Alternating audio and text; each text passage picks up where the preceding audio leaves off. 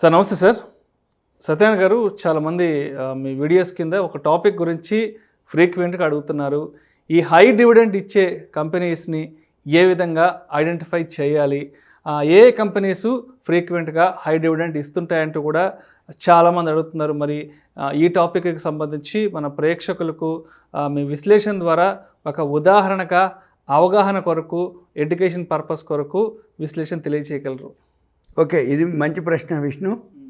ఇప్పుడు present market down అని side వేస్లో ఉంటుంది. అందరూ చూసేది ఏంటిది అంటే, అరే బాబు నా ప్రిన్సిపల్ అన్నా నాకు ఉండాలి, పెరగకపోయినా బాగలేదు కానీ కనీసం వడ్డీ మందం అన్నా వస్తే బాగు అని అనుకుంటారు. అయితే ఈ వడ్డీ మందం వచ్చే అనే పదమే షేర్ మార్కెట్లో టర్మినాలజీ ప్రకారం డివిడెండ్ అంటారు. వడ్డీకి ఇస్తే అంటే ఇంట్రెస్ట్ అనమాట. అంటే ఏంది, అది ఫిక్స్డ్ ఉంటుంది. ఇప్పుడు బ్యాంకులో వేసినా, పోస్ట్ ఆఫీస్లో వేసినా, ప్రావిడెంట్ ఫండ్ వేస్తే సమ్ ఇంట్రెస్ట్ అంతే, ఫిక్స్డ్గా, లాభాల నష్టాలతోటి పని లేదు. కానీ షేర్ మార్కెట్లో ఏవైతే ఆ డివిడెండ్ అనే వర్డ్ ఉందో, ఈ డివిడెండ్ అంటే ఏంటిదంటే సింపుల్గా ఒక విధమైన ఇంట్రెస్ట్ మాదిరే, కానీ ఇంట్రెస్ట్ కాదు. ఇది ఎక్కువ ఉండొచ్చు, తక్కువ ఉండొచ్చు. అయితే కంపెనీని బట్టి డివిడెండ్. సింపుల్గా డివిడెండ్ అంటే ఏం లేదు, కంపెనీ ఏదైతే ఎక్సో వైయో కంపెనీ సంపాదిస్తుంది ఎంతో కొంత. ఈ సంపాదించిన తర్వాత కొంత భాగం ఎవరైతే షేర్ హోల్డర్స్ ఉన్నారో వాళ్ళకి కొంత పర్సెంటేజ్, అంటే ఒక 100 రూపాయలు సంపాదించింది, ఒక 5 రూపాయలు, 10 రూపాయలు, 8 రూపాయలు డివిడెండ్ రూపంలో ఇస్తున్నా అని చెప్తుంది. డివిడెండ్ రూపంలో ఇస్తున్నా అని అంటే అర్థం ఏంటిది అంటే, కంపెనీ గ్రోత్ ఉన్నట్టు, కంపెనీ పర్ఫార్మెన్స్లో ఉన్నట్టు, కంపెనీ ఎంత ఎక్కువ డివిడెండ్ పే చేస్తుంది అంటే అది మంచి కంపెనీ అని అర్థం జనరల్గా. ఉదాహరణకి మన ఇంట్లో ఒక మామిడి చెట్టు ఉంది, లేదా ఒక కొబ్బరి చెట్టు ఉంది, లేకపోతే ఒక బొప్పాయో ఏదో ఒక చెట్టు ఉంది, పూలదో పండ్లదో ఉంది, తోట అనుకోండి, లేకపోతే చెట్టు అనుకోండి. ఒక 3-4 ఏళ్ళు, 5 ఏళ్ళు, 8 ఏళ్ళకు ఒక కాయ కాయాలి. ఇప్పుడు మామిడి చెట్టు ఉంది, అది హైబ్రిడ్ అయితే 3-4 ఇయర్స్లో వస్తుంది. కొబ్బరి చెట్టు అయితే 3-4 ఇయర్స్లో, అంటే ఇప్పుడు వచ్చే హైబ్రిడ్ కాబట్టి అంటే పొట్టిగానే ఉంటుంది చెట్టు, కానీ కాయలు వచ్చేస్తాయి. అయితే కాయలు రాలేదనుకోండి, అంటే దానివల్ల ఉపయోగం లేదు అనమాట. అలానే మన కంపెనీలు కూడా ఈ ఎవరైతే ఇది బాగా గనక వినగలిగి గమనిస్తే మీకు తెలిసిపోద్ది. ఎలా? ఇప్పుడు పెన్నీ స్టాక్స్ ఉన్నాయి, 100లో షేర్లు ట్రేడ్ అయితే రేట్లు, కానీ డివిడెండ్ ఇవ్వవు. ఎందుకు ఇవ్వవు అంటే అది మ్యానిపులేషన్ ఉంటుంది. ప్రాఫిట్ ఏదైతే ఉందో అదంతా అడ్జస్ట్మెంటే. అంటే ఒక క్వార్టర్ ప్రాఫిట్ చూపిస్తారు, ఒక క్వార్టర్ లాస్ చూపిస్తారు. యాన్యువల్కి మాకు ఈ ఆర్డర్లు వచ్చినాయి, అంత ప్రాఫిట్ వచ్చిందని చెప్పి ఆ షేర్ ప్రైస్ని తీసుకుపోతారు. తీసుకుపోయినాక మనం చూడవలసింది ఏంటిది, షేర్ ప్రైస్ కాదు ముఖ్యం, డివిడెండు అసలు ఇస్తుందా లేదా. అంటే ఇప్పుడు 100 రూపాయలు ఉంది షేరు, ఏమన్నా డివిడెండ్ ఇస్తుందా, అది ఎక్కడి నుంచి తెలుస్తుంది అంటే నెట్ ప్రాఫిటే. నెట్ ప్రాఫిట్ కనుక బాగా ఉంటే డివిడెండ్ ఇస్తుంది. అది డివిడెండ్ కూడా ఉటికిన ప్రాఫిట్ రాగనియదు. అంటే మ్యానిపులేషన్ చేసినటువంటి కంపెనీలు ఏవైతే పెన్నీ స్టాక్స్ కానీ ఏవైతే ఉన్నాయో అవి డివిడెండ్ ఇవ్వవు, మనకు తెలిసిపోద్ది. డివిడెండ్ ఇవ్వకుండా కనుక షేర్లు కనుక పెరిగి కనుక ఉన్నట్లయితే వాటికి దూరంగా ఉండాలి. ఇక డివిడెండ్లు ఏవి ఇస్తున్నాయి మీరు అన్నట్టు ఎలా చూడాలి, మనకు వెబ్సైట్లు ఉన్నాయి. మనం ఇప్పుడు మీరు పెన్ను నోట్బుక్ దగ్గర పెట్టుకోండి, screener.in అని ఒక వెబ్సైట్. స్క్రీనర్ ఆ వెబ్సైట్లోకి వెళ్ళిపోతే ఇక్కడ మనము హోమ్ పేజీలోనే స్క్రీనర్లోకి వెళ్తే ఇక్కడ స్క్రీన్స్ అని ఒక వర్డ్ ఉంటుంది. స్క్రీన్స్ అంటే స్క్రీన్ చేస్తుంది. ఇక్కడ రైట్ సైడు సెక్టార్స్ ఉంటాయి, ఆగ్రోకెమికల్ అని, ట్రాన్స్పోర్ట్ అని, automobile, bank, bearings, cables, capital goods, cement, chemicals, constructions, తర్వాత diversified, edible oil, fertilisers, finance, ఇట్లాంటి sector, hotels, insurance, IT, leather, media, mining, miscellaneous, oil, drilling, petrochemical, plastic, power, ఇలా sanitary, shipping, telecom, textile, trading, tyres, tobacco, ఇట్లా సెక్టార్లు ఉంటాయి. మనం ఏం చేయాలి, జనరల్గా గవర్నమెంట్ సెక్టార్లో ఏవైతే పబ్లిక్ సెక్టార్ అంటాం, పబ్లిక్ సెక్టార్లోనే డివిడెండ్లు వస్తాయి. పబ్లిక్ సెక్టార్ అంటే గవర్నమెంట్ ఆర్గనైజేషన్లోనే డివిడెండ్లు వస్తాయి. అంటే సేఫ్టీ ఎక్కువ ఉంటుంది, సెక్యూరిటీ ఎక్కువ ఉంటుంది, కంపెనీ ఉంటుంది, డివిడెండ్లు వస్తాయి. డివిడెండే కావాలి అనుకున్న వాళ్ళు సేఫ్టీ చూసుకొని, వాళ్ళ ప్రిన్సిపల్ సేఫ్గా చూసుకొని, గవర్నమెంట్ కంపెనీలు ఏవైతే ఉన్నాయో రేట్లు తక్కువ ఉండి డివిడెండ్ ఈల్డ్ ఎక్కువ ఉండాలి. ఇప్పుడు సపోజ్ ఉదాహరణకి ఎంఆర్ఎఫ్ ఉంది, టీసీఎస్ ఉంది, పేరుకి పర్సంటేజ్ ఎక్కువ ఉంటుంది, కానీ ఫేస్ వాల్యూ మీద వస్తుంది. డివిడెండ్ ఎప్పుడు వస్తుంది, దేని మీద ఇస్తారు అంటే ఫేస్ వాల్యూ మీద ఇస్తారు. ఫేస్ వాల్యూ 10 రూపాయలు ఉందనుకోండి, 10 రూపాయల మీద డివిడెండ్, సపోజ్ ఇప్పుడు 10 రూపాయలు ఫేస్ వాల్యూ, ఓ 10% డివిడెండ్ అంటే రూపాయి ఇస్తారు. అంటే నీ 10 రూపాయలకి 1 రూపాయి మీకు ఇస్తున్నట్టు. అదే టీసీఎస్ ఉంది, టీసీఎస్ 1500%, 2000%, అంటే 2000%, అంటే అది ఉన్నది రూపాయే. రూపాయికి 100% ఇచ్చిందంటే కూడా 1 రూపాయే. 2000% ఇచ్చిందంటారు సంవత్సరానికి, అంటే ఎంత, 20 రూపాయలే. అంటే మరి టీసీఎస్ లాంటి పెద్ద షేరు 2000% చూపిస్తుంది, కానీ పైసల రూపంలో వచ్చేటప్పటికీ డివిడెండ్ నీకు వర్కౌట్ కాదు. కాబట్టి మనం ఏం చూడాలి, డివిడెండే కావాలి అనుకుంటే సేఫ్టీ చూసుకోవాలి. సేఫ్టీతో పాటుగా దాని యొక్క దిగుబడి, అంటే దిగుబడి అంటే ఏంది, సింపుల్గా డివిడెండే. డివిడెండ్ అంటే ఏంది, కంపెనీ షేరు ఎప్పుడైనా కానీ ప్రైస్ తక్కువ ఉండి డివిడెండ్ కనుక ఎక్కువ ఉంటే మీకు ఎక్కువ రిటర్న్స్ కనబడతాయి. ప్రైస్ ఎక్కువ ఉండి డివిడెండ్ పర్సంటేజ్ ఎక్కువ ఉండి ఫేస్ వాల్యూ కనుక రూపాయో 2 రూపాయలో ఉందనుకోండి, మీకు డివిడెండ్ ఎక్కువ వర్కౌట్ కాదు. ఒకటేంటిది, టీసీఎస్ ఉంది ఎగ్జాంపుల్, రూపాయి ఫేస్ వాల్యూ, డివిడెండ్ 2000% అంటాడు. డివిడెండ్ పర్సంటేజ్ చూస్తే ఎక్కువ ఉంది, కానీ ఫేస్ వాల్యూ 1 రూపాయి. రెండోది ఏంటిది, ప్రైసు ఎక్కువ ఉంది, అంటే మనం ఆ ప్రైస్ పెట్టి మనం టీసీఎస్ కొనుక్కొని మనం కనుక డిమాట్లో పెట్టుకుంటే డివిడెండ్ ఏదైతే వస్తుందో అది పెద్దగా వర్కౌట్ కాదు. సపోజ్ 100 రూపాయల షేరు, 200 రూపాయల షేర్ ఉందనుకోండి, దాని మీద 10 రూపాయల ఫేస్ వాల్యూ ఉండి ఒకవేళ 30%, 40% అన్నా కానీ 3 రూపాయలు, 4 రూపాయలు వడ్డీలు వస్తాయి. మీకు ఉదాహరణకి ఇక్కడ చూపిస్తే కొన్ని కంపెనీలు ఉన్నాయి, గవర్నమెంట్ కంపెనీలు అనుకోండి, పబ్లిక్ సెక్టార్ యూనిట్లు అంటాం వాటిని. ఈ పబ్లిక్ సెక్టార్ యూనిట్లు ఏవైతే, ఉదాహరణకి ఓఎన్జీసీ అనుకోండి, ఓఎన్జీసీ, ఎన్ఎండిసి, ఇవి. ఇక్కడ మనము పీర్స్ కొడితే ఇక్కడ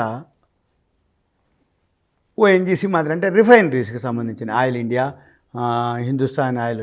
ఇక్కడ డివిడెండ్ ఈల్డ్ ఉంది, డివిడెండ్ ఈల్డ్ క్లిక్ చేస్తే మనకి ఇక్కడ చూపించేస్తుంది. ఓఎన్జీసీ 4.80% అనమాట. సపోజు కోల్ ఇండియా ఉంది, కోల్ ఇండియా వచ్చేటప్పటికి మళ్ళీ మనం ఇక్కడికి వెళ్ళాలి, పీర్స్కి వెళ్ళాలి. ఇక్కడ క్లిక్ చేసి ఇక్కడ కాలమ్స్ ఉన్నాయి. వేదాంత హైయెస్ట్ ఉంది 14.60, ప్రైస్ ఎంత ఉంది, 300 ఉంది.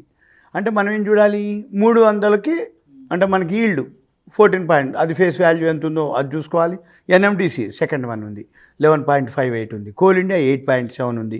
మోయిల్ అయితే 4.5 ఉంది.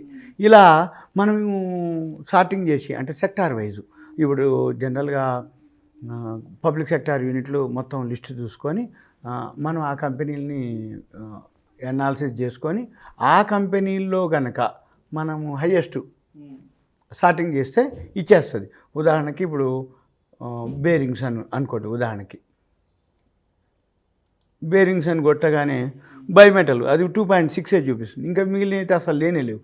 మనం ఏం చేయాలి, ఒక లిస్ట్ తయారు చేసుకొని ఈ స్క్రీన్స్లోకి వెళ్ళిపోయి ఒక్కొక్క దాంట్లో, అంటే క్యాపిటల్ గూడ్స్, ఇట్లా కేబుల్స్ మనం క్లిక్ చేసి ఏం చూడాలి, హైయెస్ట్ ఉన్న ఒక లిస్ట్ తయారు చేసుకోవాలి. అంటే ఒక్కొక్క సెక్టార్లో అబౌట్ 10 అని పెట్టుకొని ప్రైస్ కూడా చూసుకొని మనం కనుక తయారు చేసుకోగలిగితే అవి తగ్గినప్పుడల్లా కొనుక్కోవచ్చు.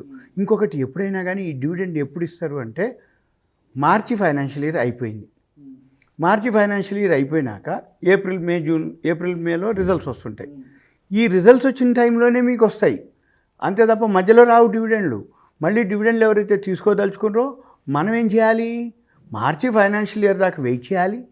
ఈ మార్చి ఫైనాన్షియల్ ఇయర్ యాన్యువల్ రిజల్ట్స్ వచ్చినాక ఆ కంపెనీలు ముందే సెలెక్ట్ చేసుకొని మనం, అంటే ఫేస్ వాల్యూ అనుకోండి, ప్రైస్ అనుకోండి, అవి చూసుకొని మనము ఆ కంపెనీలు కనుక కొనుక్కొని ఉంటే ఏప్రిల్ మే అయిపోయినాక మళ్ళీ డివిడెండ్ ఎప్పుడు వస్తుంది, వెంటనే ఇవ్వరు.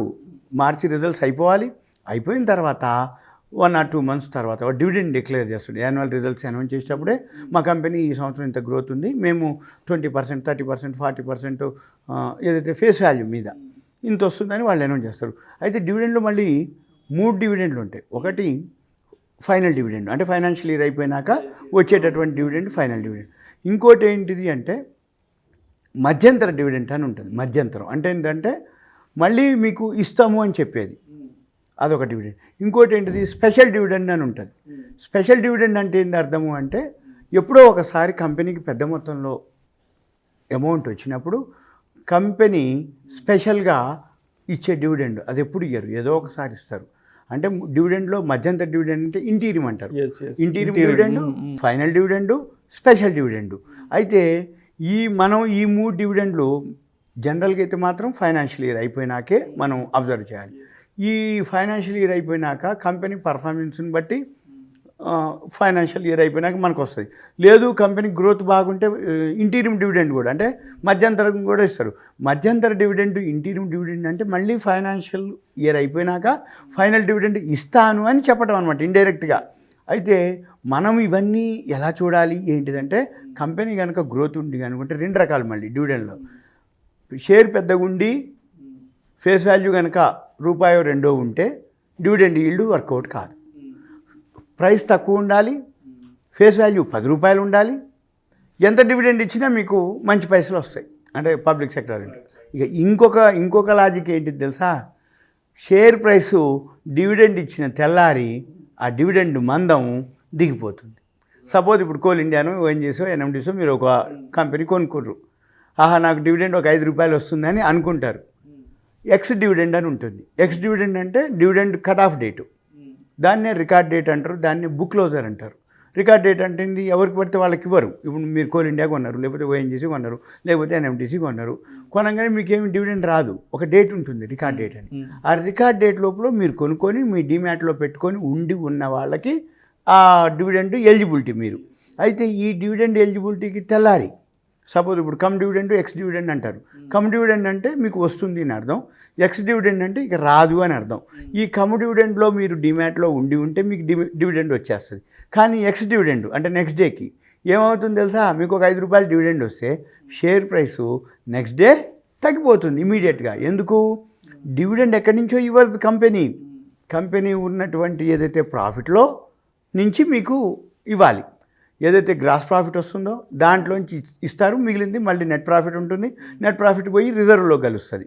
అందుకని ఒక లాజిక్ ఏంటిది అంటే, డివిడెండ్ వస్తుంది అనేది తీసుకున్నా నెక్స్ట్ డే ఏమవుతుంది, డివిడెండ్ మందం ప్రైస్లో కరెక్షన్ వస్తుంది. కానీ మళ్ళీ కొన్నాళ్ళకి ఏమవుతుంది, మళ్ళీ మామూలు అవుతుంది. అయితే లాంగ్ టర్మ్ ఇన్వెస్టర్లు అందరూ డివిడెండ్ తీసుకొని తగ్గిందా పెరిగిందా చూసుకోరు. ఓకే కొనుక్కున్నాం వచ్చింది ఏంటంటే, ఇప్పుడు సపోజ్ మన ఇంట్లో మామిడి చెట్టు ఉంటుంది, సీజన్ సపోజ్ ఇప్పుడు ఈ సంవత్సరం ఉంది, మామిడి పంట పోయిందంటే ఏంది, దిగుబడి లేదంటే ఏవో కొంచెమే ఉంటుంది. మీరు గమనిస్తే మార్కెట్లో రేట్లు పెరిగిపోయింది. ఇప్పుడు నిమ్మకాయలు ఉంది అంటే నిమ్మ తోట ఉంది, నిమ్మ తోట దిగిపోయింది అంటే ఏంది, క్రాప్ లేదు అంటే ఏమవుతుంది, ఆ టైంలో ఏమవుతుంది, రేట్లు పెరుగుతాయి.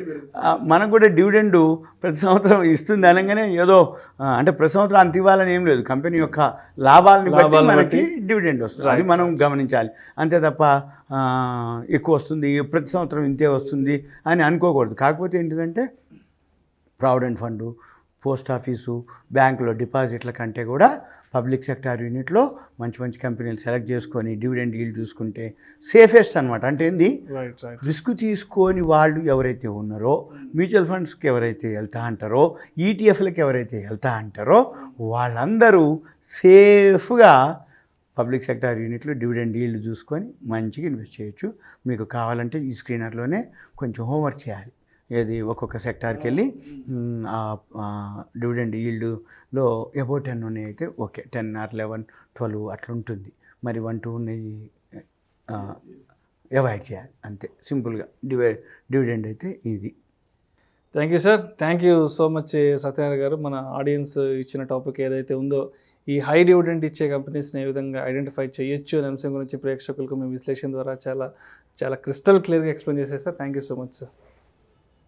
ప్రేక్షకుల విజ్ఞప్తి, ఈ వీడియోలో ప్రస్తావించిన కొన్ని కంపెనీల పేర్లు కేవలం ప్రేక్షకులకు అవగాహన, ఒక ఉదాహరణగా, అదేవిధంగా ఎడ్యుకేషన్ పర్పస్ కొరకు మాత్రమే ప్రస్తావించడం అనేది, ఇది మా వ్యక్తిగత రికమెండేషన్ అయితే కాదు, ప్రేక్షకులు మరొక్కసారి గమనించగలరు.